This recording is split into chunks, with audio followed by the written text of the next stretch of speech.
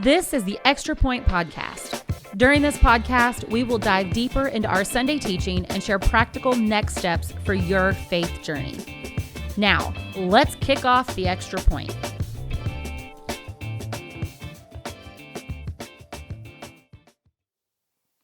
Hey, welcome to the Extra Point. I'm Cheryl Ross, the Next Steps in Discipleship pastor here at Southridge Church, and I'm with Scott Beha, our lead pastor. And we finished up week 3 of our series, You've Got the Wrong Guy, on Sunday. But before we get in deeper into this, if you have not liked or subscribed to this podcast, make sure that you do so. That way you don't miss out on any new content. This past Sunday, though, you talked, Pastor Scott, about the, we'll label it the Americanized Jesus. Yeah. What exactly, in short, brief description, how would you tell us what that means? Yeah, it's a little different than what would be considered like the prosperity gospel. Mm-hmm. It's more of like an Americanized version of it, and I got the thought from Emotionally Healthy Discipleship from Pete Scazzaro.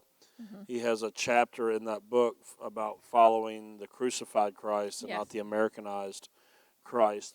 And he talks about how, especially here in America, the church culture that we've created in church leadership then has been reflected into the lives of congregants. Because if you look at churches in America right now that people say are successful, they all look mainly at like attendance or, how popular the pastor is on social media, these different things. And like that whole chapter is like, well, what has happened is that sort of culture has rubbed off to where the average churchgoer in the West goes, all right, Jesus is like personally beneficial to me. Mm-hmm. That like Jesus is the one that like if my business is blessed, it's because Jesus is going to bless my business and he's going to fix my marriage and he's going to make everything okay.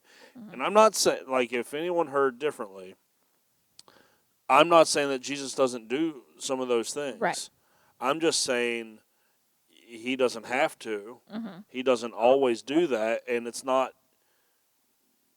fair to have that expectation that, or to think that there's somehow a way that you can manipulate him to making you popular, successful, or your definition of great. Because when you look at his life and everything about him, we should not have ever come to that conclusion.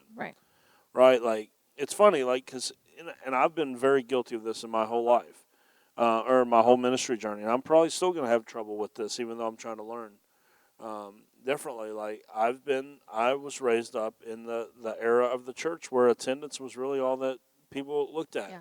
Like, when I go to pastors' conferences, I go to a gathering of more than, you get 2 pastors together, and the question's going to come up. How many people did you have on Sunday? Yeah. How many people have you been averaging? How many people come to your church? Yeah. Because for some reason, we think churches that are big are successful churches that are small are doing something wrong. Mm-hmm. And this is just not the case. Because then what you'll see is like the small churches will pick on the big churches. Oh, well, they got all those people because they're not doing things right. Well, then the big churches will pick on the small churches. They don't have that many people because they're not doing things right. Yeah. And the truth is the goal was never actually size whatsoever. Right. The goal should be health.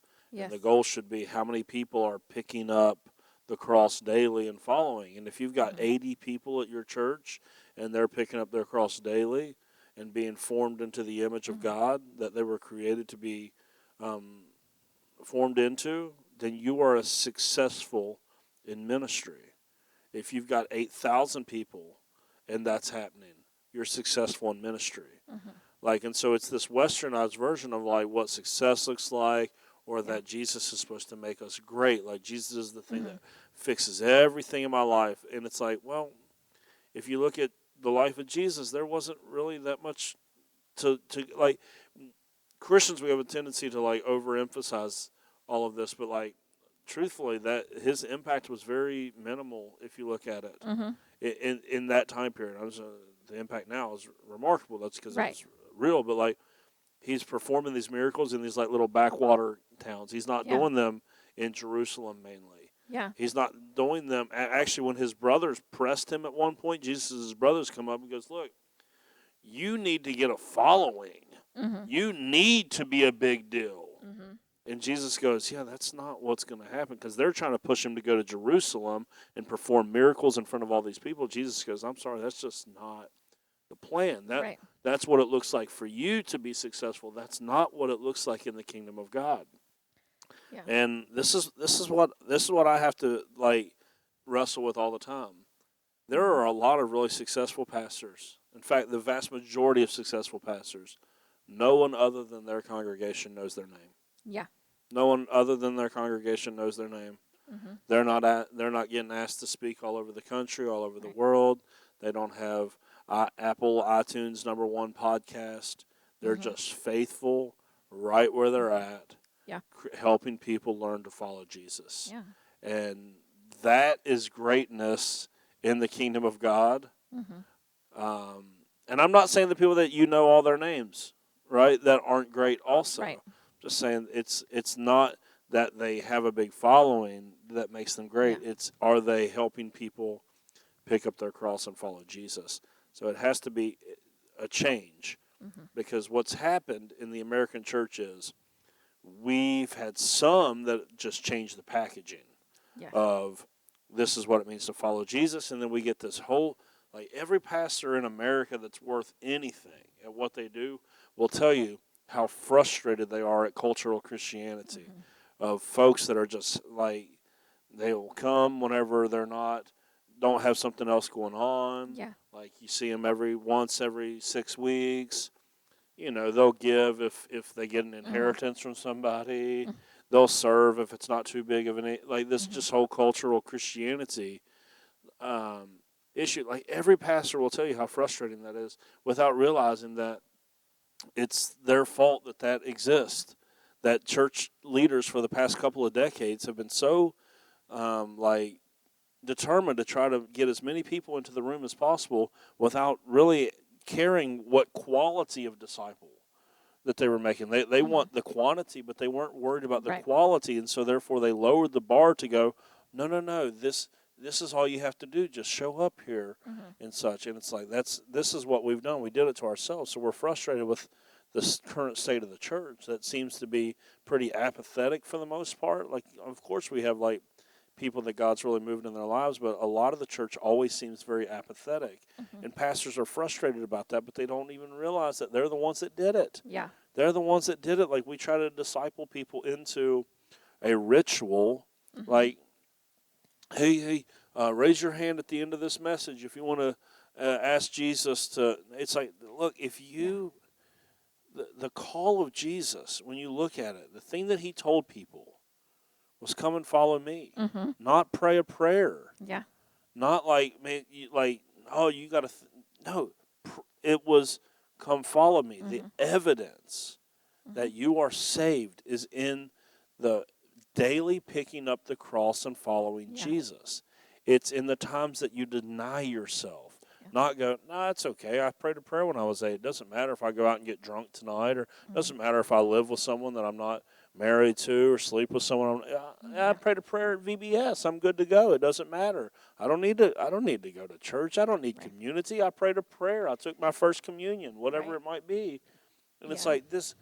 The call of Jesus, go and look at it. He looks at Matthew. He goes at his tax collector's booth. Not, hey, Matthew, would you say this prayer real quick and then you can go back to your life of robbing people? Right. He says, Matthew, come and follow Mhm. me. And Matthew gets up and he leaves the old life Yeah. behind. Yeah. This is what he's telling people over and over when he chooses the 12 disciples. He's, come and follow me. Come and follow me. Mhm. Not go and pray a prayer. Go and raise your hand at Yeah. the end of the service. And again, if you've been here for a long time, you go, gosh, it seems like this is a lot of stuff that Scott's been a part of. Yeah, those are areas that we got it wrong, for sure, and want to make it right. Yeah. Because that's part of the, this whole new vision of we want to see engagement over attendance. Engagement 100%. is much more important than that attendance. And I think even if we look at the teachings of Jesus, we see him say all these things about, the least will be made great and the greatest will be we see these things if you want to be whoever's responsible with little will be responsible with much, but we put like such emphasis on the much or the great that like we forget about those things. Something you said on Sunday was like about how people are more concerned about being in heaven themselves than being concerned about being with Jesus. Yeah. I thought like, wow, that's a profound statement, like, because we do put so much emphasis on that. This like, is why this again, people, I'll say this like in a hyperbolic way, that people are frustrated with my teaching sometimes because it feels like I'm just really nitpicky about things. Yeah. But what I've been trying to beat the drum of is it's these things that I am so particular about that are the reason why we have these cultural Christians, these people that are half-hearted, that think that all is well. It's because I'm trying to fight against this, because there's so much emphasis on going to heaven when you die, which first and foremost is not the final resting place of the believer. That is that time period in between your death and the second coming of Jesus is such an afterthought in the scriptures that there's almost nothing that you can point to that deals with that. Yeah. It is not there. But yet, what we've done is we try to tell people, oh, listen, we do this to kids. Here's your two options, right? This is why I don't like taking kids to judgment houses, right? You go into the room that, if you don't know what a judgment house is, if you're listening to this, like you kind of walk through like a tragedy in someone's life, and then someone dies, and you have to go into a room that represents hell, and it's hot, and there's loud music, and people in chains, and demons, and Satan's in there screaming in your face, and then they take you into the next room, and it's like all white, and Jesus gives you a hug, and it's like, now you choose which one you want. It's like, really? Anybody? I would, but the truth is, those people would choose that room without Jesus in it because the other one seems so terrible. Right. That's not the gospel. Right. That's not what Jesus has. Like, people, I really do think that if they could escape punishment for their lives, they would take it by any means necessary. Right. They don't even care if it includes Jesus. Just give me heaven. That's what, like, that's the problem with most of this, like, simplistic way of talking about the scriptures, is that you're discipling people right into it. You're discipling them right into I'll fly away theology, and then getting mad when they don't want to go out and serve their community. Right. Why would they go serve their community if they're just waiting to get out of here? Yeah. You are feeding the sheep in such a way as to cause your own frustration. That's the problem. And so, like, yeah, I do think most Christians would be like, if I still had the choice of heaven without Jesus, I'd take that in a heartbeat. Just take it with. And it's like, then you really don't understand the gospel at all. Right. Like, you really don't, because if you were all about Jesus and not about heaven, then you would be okay with Jesus in this life no matter what comes your way. Right. Absolutely. And I think that's part of, like, what you were getting to, that when you talked about the human perspective, when we have a human perspective of all of this, like, we're failing to see and understand the fullness of it. Because I think on the other side of that, you have people who are, like, fully living in poverty, who aren't successful, who aren't coming out of that anytime soon. And when you think, oh, but, like, I'll have success if Jesus blesses us, then so often, and we see this even through Scripture, where a lot of times people thought that, like, a lack of success or a lack of good or meant that Jesus wasn't there in your life, or you weren't fully following Jesus. The Pharisees. The Pharisees believed that God's blessing was on their life because they were doing certain things. It's so interesting to me how the church just gets into these things that, like, are so far from what actual Christianity is, and it's all the people that we pick on. Like, this whole idea of trying to escape the material world to go to an immaterial place, I'll fly away theology, is pagan. Yeah. It's pagan in its roots. It's Gnosticism. It's Plato far more than it is Jesus. And then, like, you get this whole thing with Jesus, and you're like, we're doing this to ourselves because we have such bad teaching. Yeah. Right, I was talking to someone yesterday after service. They're like, man, what you said about lukewarm Christians. That passage in Revelation has been really on my mind the last couple of weeks. Yeah, people misteach. This is, again, so if you want to go, oh, well, why is this such a big deal? Why do you have to be such a stickler? Look at this. If I teach Revelation 3:16, is it 3:16? It's somewhere in 3. The church at Laodicea. If I teach that there's an option to be lukewarm, Right. well, then all of a sudden everyone chooses that option and goes, look, I'm a lukewarm Christian, so I'm at least going to heaven, but I can be unfaithful in my life. Like, no, that's not an option. If you go to Revelation 3, look at the church of Laodicea. There were 2 towns close by. One had hot springs, one had cold water. By the time they got to Laodicea, they were both lukewarm, and they were therefore useless. That's the point of that passage. It's not, well, God wants you to be hot, and if you're not going to be hot, then he'd rather you be cold. No, he wants you to be useful, and when you're lukewarm, you're not useful. Right. Therefore, you're not what you were meant to be. Absolutely, because you talked about it in Sunday, like you use the word like half-hearted, and when we're half-hearted, like we're not picking up that cross, we're not cross-focused. We're probably more focused on ourselves and our situations and those things, but like what you said too is that like our situations and things more often than not, it's not the situation that needs to change, it's us. 100%. That's what, like, it frustrates me because people come to the right place, but they have the wrong answers. Yeah. Right? When someone is in a bad way, in a legal situation, they want to show up and have me sign their paper because they're on house arrest, and church is the one place they can go. Yeah. And so they're like, yeah, man, I'm getting my life together. But then as soon as they're off the hook, they come thinking that it's just like a magic trick. If I show up to church, well, all of a sudden now God has to fix my legal situation. Right. No, he doesn't. Or I can't tell you the amount of couples that show up because their marriage is on its last leg. You go, all right, well, we're showing up. We're just showing up, and now God's got to fix it. And you go, this is not the way that it works. Right. More often, God wants to change you instead of just changing your situation. Yeah. Your situation will change when you are changed yourself. Yes. Right? If you have a busted up marriage, coming to church is not going to fix that. It might be a good starting point to get some help on how to start fixing you. Yes. And then when the 2 people in the marriage begin to change, then all of a sudden the marriage will change.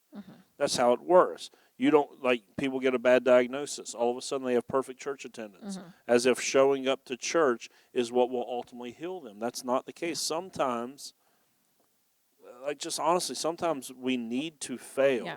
Sometimes we need things like that if we're ever going to become who God ultimately has made us to be. Yeah, and I think it's like when we talk about cross-centered too, it's that idea of what do we need to die to ourselves in? Like what things within us do we need to allow to die, allow to be crucified, allow to whatever, so that way we can change, so that way those things can happen. The biggest part is we're not in charge anymore. Yeah. That's what people miss. They think that they're like with I'm going to die and go to heaven someday theology. You really don't need Jesus in that. I just need to do the ritual, and then God has to take me off to heaven. But like with following Jesus, it's acknowledging I am no longer in charge. I had this example in my notes, but I never ended up getting to it. It's like it means that we're not the one leading Jesus. He's the one leading us. Yeah. Like how ridiculous! Like you ever go to the mall, or malls are kind of a thing of the past. Out to the store. This used to be popular, maybe like a decade or so ago. And parents would have their kids on one of them little backpack leashes. Yeah. You know what I'm saying? It looks kind of crazy, but like if you had a wild child, you kind of get it. Well, then what happens a lot of times is people that have bad theology around their salvation experience, and they don't understand that it's not about praying a prayer, but it's about following Jesus. They're trying to do life with Jesus as the one on the leash. Rather than Jesus being the one holding the leash for the child and saying, no, we're going this way. They're just trying to drag Jesus wherever they go and hope that a little bit of Jesus magic will, okay, here's my marriage. It's busted up. I'm just going to drag Jesus over here, and hopefully his proximity will fix it. All right, here's my finances. I'm going to give I'm gonna give a check to the church and that'll fix my finances. It's like, no. This is not. You cannot just put Jesus on a leash and just drag him into your situation and think that his proximity alone is just going to fix it. This is not it. That's not how this works. This is an unbelievably Americanized idea. And truthfully, as frustrated as it makes me, the church has done this to itself. Right. We are the ones that have allowed this sort of theology to continue, and it's why people will push back against my teaching constantly in these little things, like because they go, well, it's not that big of a deal. Why does Scott not let us call the church the house of the Lord? Because it has consequences. If you don't understand that proper orthodoxy, meaning proper belief, affects proper orthopraxy, proper practice, you do not understand the way that the human soul and body and everything is made to operate. Yeah. We do everything that we do because of what we first and foremost think. So therefore, if you teach bad theology, you teach things that are not true or are partial truths, do not be shocked when you end up with a church full of people who will not sell out their lives for Jesus in the way that you want them to, because they're doing exactly what you're discipling them to. Yeah, and it's why, like, a long time ago when I was still in kids ministry, that I made sure, like, to change that to where people didn't talk about Jesus wants you to invite him into your heart. Because, and when I explained it to my volunteers and leaders about, like, when you say heart, you know, one, young kids don't always have that kind of abstract thinking to understand what you're meaning by that, but also it puts emphasis, kind of what you were saying on Sunday too, about your soul. Like, it puts emphasis on one part of you and not the whole you, not the whole self. And any language, when you're saying those things, even though we might mean something more, people take it literal. I mean, that's how a lot of people think. You think heart, okay, I'll give him my heart, but I'm not going to give him my marriage. I'm not going to give him my finances. I'm not going to give him my head, my hands, my feet, my mouth, everything. He wants it all. And again, this is why I get so frustrated when people are like, it's just about winning souls. Well, okay, what do you mean when you say soul? Right. What you mean is get them to pray a prayer so the way the immaterial part of them will be saved. Yeah. Right? That's what you mean by it. Because if you meant something different, you'd say, we want to see them totally transformed. Yeah. Not just some immaterial part of them is now made right with God. Right.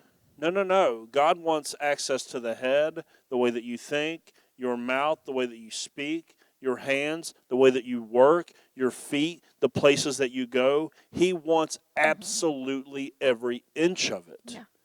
And if you, again, this is why people that want to sit here and be like, oh, you know, do the words really matter that much? Absolutely. Say soul to the person that's been in the church the last 30 years. It's exactly what comes to their mind. Is the immaterial part of them that's going to live forever floating off in some faraway galaxy called heaven. Yeah. That's exactly, and that's why the rest of them might be a complete disaster, because the rest of them, they're not even worried about it because it's not going with them anyways. Yeah. What do I need to fix myself for? Because it's only this little immaterial part of me, and I prayed this prayer, and now I'm eternally secure, and I get to go to heaven. It's nonsense. This is why the doctrine of eternal security is beginning to bug me so much. Is because, even if it's true, I'm not saying one way or another. That's time for another podcast. Even if it's true, what good does it do? What good does it do to tell someone that you are, if you have this moment here, everything, only bad can come from that, by the way, because the only people that need to be assured of their salvation are people that are acting wild. Yeah. Because if you're not acting wild, your life becomes the assurance of your salvation. So can we stop acting like that is a doctrine that is necessary and useful? It's just not. It only props people up in their sin. Yeah. It does not challenge them. Because even if it's true, that's still the best that will come out of it is, oh, well, they'll know that they're saved no matter what. Is that really the goal? Is that really our goal? No, that is an unbelievably Americanized version of the gospel that goes, just do this right here. So the way everything else is fine. Everything else will get, like how many times you hear, pray this prayer and then everything else will fall into place. What if it doesn't? What if God wants you to fall on your face instead because you need to learn humility? Yeah. Yeah. This is I only preached about 250 to 300 adults a weekend, so I'm not going to be able to change the church, unfortunately. I can only do with what God has given me here. But if the church as a whole does not start paying attention to these small, what they consider small issues, we're gonna have a whole nother generation raised up, just like the last one that is so frustrating to deal with in the church. That's gonna repeat this, and it will actually get worse. Yeah, absolutely, I agree. So, Pastor Scott, real quick, what are some practical next steps or practical application for those listening that maybe have had this view that they can take and put into practice from this teaching? Yeah, what does it look like to daily wake up and follow Jesus? To choose the way of the cross. It means that I'm going to do what God's called me to do no matter what it costs me. Right? So there are people that are unfaithful to God because they're afraid of what it's going to cost them. Yeah. There are people that they have compromised their beliefs in their lives because they don't want to be unpopular. Well, taking the way of the cross means that you may have to tell your best friend that you disagree with them on something because you care enough about them to tell the truth. Yeah. That's the way of the cross in that moment. That's what it looks like. Some of us really have to change our schedules to allow God the opportunity to work in our lives and our families. Some of us, we have to unclutter our lives, make space, and that's hard. That's the type of change. All right, for some people, I saw this yesterday, and I thought, I'm not going to preach on this because we're in the middle of a giving campaign right now. I think people are hearing enough about money. But I saw Mike Todd from Transformation Church talk about your finances. Always, whether you like this or not, your finances show what you care about. Yeah. It shows your heart, and your heart shows your foundation, period.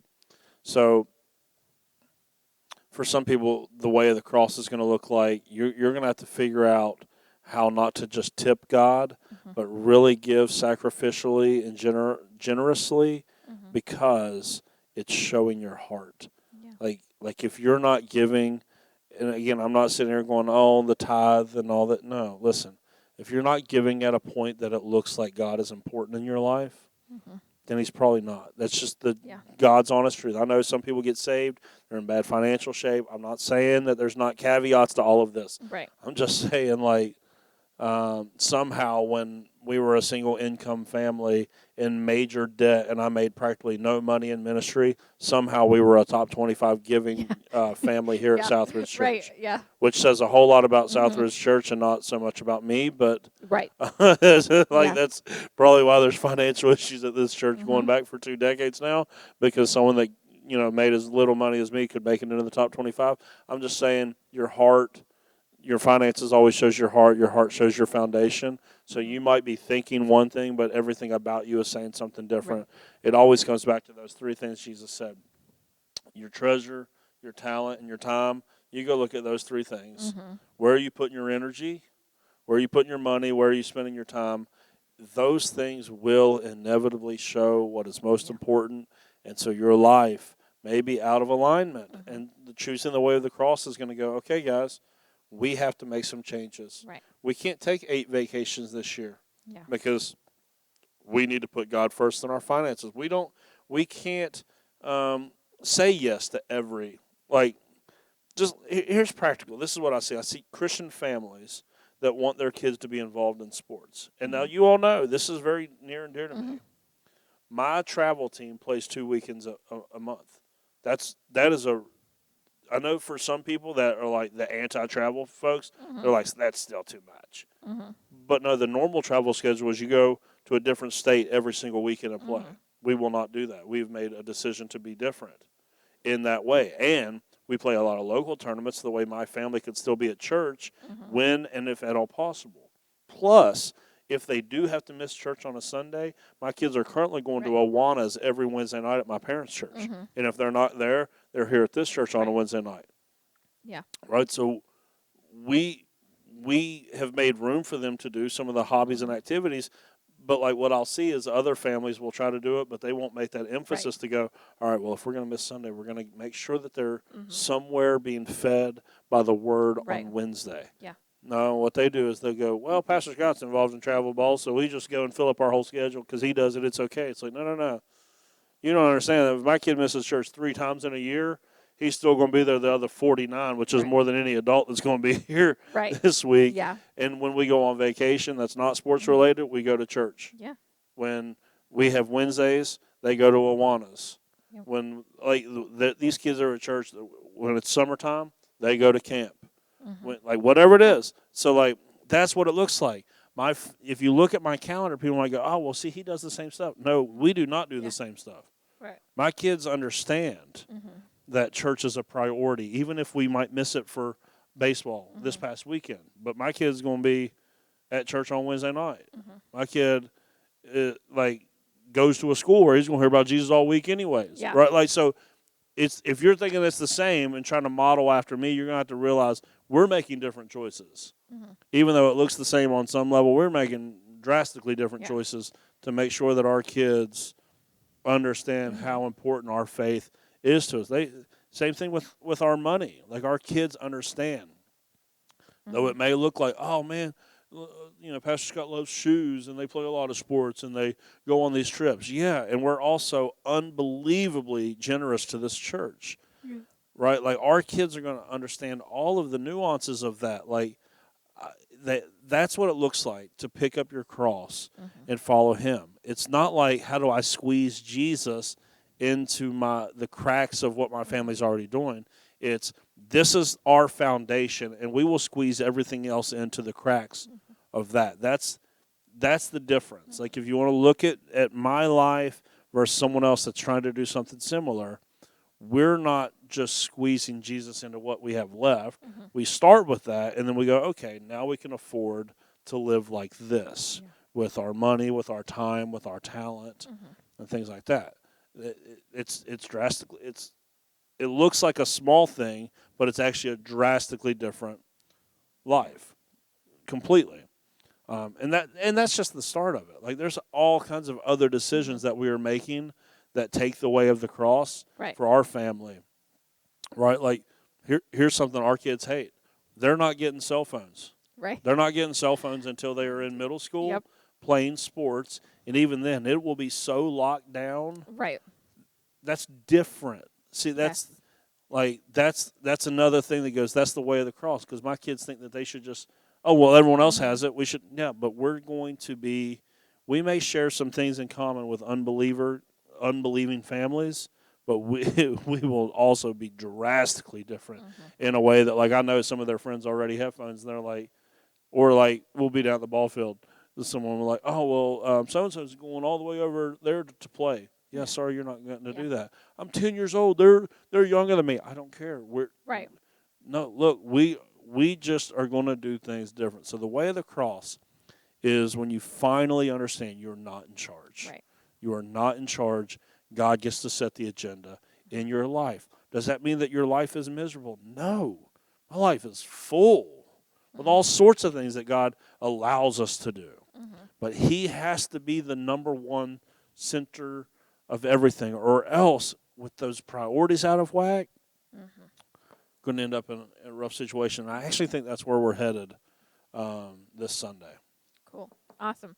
Well, there you have it. A few things to look at to know how you can daily follow Jesus, your time, your talents, your resources. But we're going to be right back here again next week with another extra point for you. And then we have Easter after that. So looking forward to it. Don't miss it. If you want to join us in your local, we have services 9 and 11. We'd love to have you.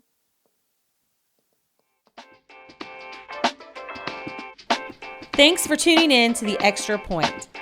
Be sure to subscribe to the Southridge Church podcast and tune in every Wednesday for another episode of The Extra Point.